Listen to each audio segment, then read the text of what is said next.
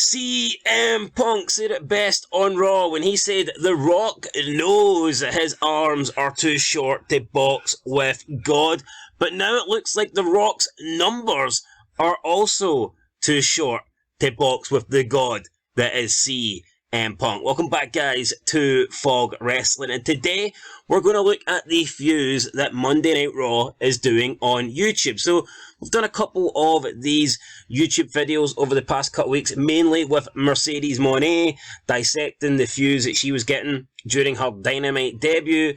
Well, this time we're going to have a look at WWE Raw. We're going to look at what the CM Punk segment did, and we're going to look at what the Rock segments did. So with that said, let's not waste any time. Let's get into it. So here we can see Raw. Raw finished, obviously, with The Rock leaving Cody Rhodes bloody in a parking lot attack. This got 1.1 million views 23 hours ago. Good numbers. Didn't take The Rock 4 days to break that million barrier. No, The Rock's done it within the space of 24 hours. And it's good. You compare it with everything else on the show, and it's miles ahead. However, as good as that number is, it doesn't quite beat the 1.3 that we see here that CM Punk's got for roasting The Rock, Rollins and Drew McIntyre. So Punk coming in at 1.3 million. And again, you compare it with the other segments from the show, the other matches from the show. The Jey Uso winning the main event only got 651. The Becky Lynch promo with Rhea Ripley punching Dominic only got 414k. So I mean, The Rock here, CM Punk, the only two guys to break into the million barrier. And then we look at the beginning of the show with The Rock coming out, leaving Cody Rhodes shocked with a secret. And again, it done over a million views, 1.2, but not quite the 1.3 that CM Punk got. So what does this mean? It tells me that people want to see CM Punk and The Rock. It tells me when CM Punk and The Rock are involved in a segment or a match, that segment or match is going to do big numbers. And it also tells me that there is nobody else on the roster that can come close to what these two guys can. And this isn't new. I've already known this. Outside of John Cena, who will make the odd appearance once in a while, nobody is regularly on WWE programming that will do these numbers. No one can come close to The Rock or, in this case, CM Punk. Now, some people will say that it was in Chicago. I mean, that's got nothing to do with it. The Chicago crowd were in the arena.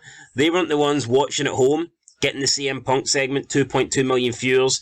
I'm sure they're not the ones that are all clicking on this segment here for the 1.3 million. Yeah, but CM Punk is responsible as well, guys, for the biggest sold-out Raw in over 5 years. So Punk's done a lot of things right since coming back to WWE. People can bash him. People can say he's Fragile Phil or $1 Bill or he got his ass whooped in the UFC.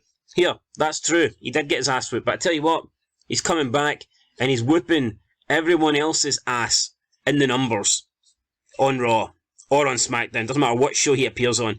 He's outdrawing everyone. And this is the guy that went toe-to-toe with Cena for a year or two back in like 2011, 2012, 2013 when his t-shirt sales were like neck and neck with John Cena. No one had got close to Cena. Cena was like miles in front of everybody. We got the summer of Punk and all of a sudden the guy was right on John Cena's tail, right on his heels. And now he's back and he's doing even better ratings than The Rock. I mean, there's not much in it, but he's actually outperformed The Rock by a small amount, but a small amount nonetheless. So it just goes to show you, normally anything, let's be honest, see if CM Punk wasn't in WWE right now, every single Rock segment would be the highest viewed clip on YouTube. Nothing would come close. So it just shows how important and how good and how over CM Punk actually is. So yeah, again, I mean, just look at the other things that we have here. Candice LeRae, her match got 112,000 views. The Judgment Day got 314,000 views. Andrade versus Giovanni Vinci got 167,000 views. Sami Zayn versus Big Bronson Reed, 172,000 views. And remember, that match actually lost quite a lot of viewership in the ratings. I broke down the quarterly ratings for Raw. That match did not do well at all.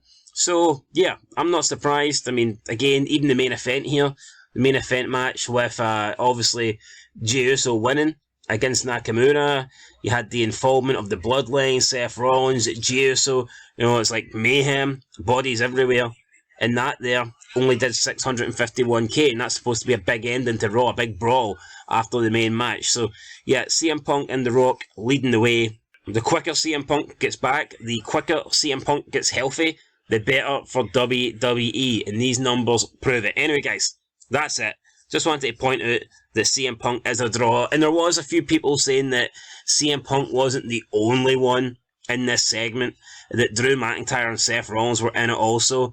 Who are you trying to kid? I mean, seriously, if that's the game you want to play, if you want to claim that Drew McIntyre and Seth Rollins were somehow involved and they were somehow the reason it got 1.3 million, let's go back to last week's. Let's go and see what they did last week, because they actually went face to face with each other on Raw.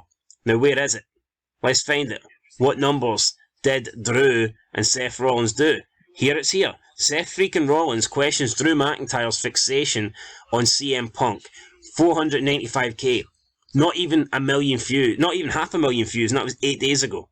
So, let's not pretend, and I like the work Drew's doing right now, I think Drew's doing pretty good, but let's not pretend that Drew McIntyre or Seth freaking Rollins are the reason why the viewership for Raw was great and the views on the YouTube clips are great. It's because of one man. Because of one Bill Phil. Get it right, guys. I'll catch you in the next one. Till then, peace.